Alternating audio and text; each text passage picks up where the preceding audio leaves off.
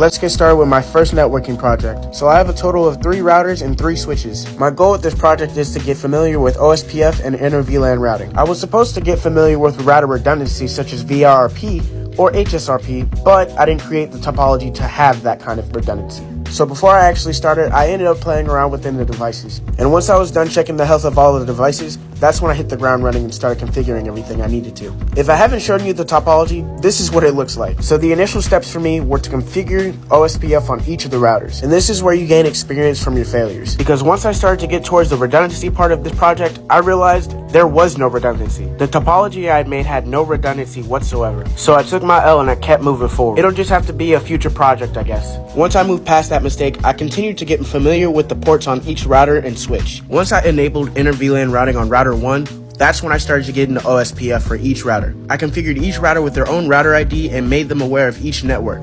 Each network had an area of 0, which is known as the backbone. I'm not going to sit here and tell you that this whole process was easy, because coming from Packet Tracer to real life, full physical networks, it's not as an easy transfer as you think, which is why I bought all this hardware in the first place. I didn't want to keep relying on Packet Tracer because Packet Tracer is just a click and move. I wanted to get that hands-on experience that a network engineer should have. Once I was done configuring the routers, I moved to the switches. I enabled VTP on switch 1 and gave it a simple domain name such as Cisco, so that way all the other switches can receive the VLANs that I'm creating on switch 1. Once I was done with that, I created the necessary trunk ports between each switch. And to finalize the project, I made sure that the port from switch 1 to router 1 was trunked so it can enable inter VLAN routing. I personally like this project. Hopefully in the future I can use my firewall and also configure some STP. Thank you for watching.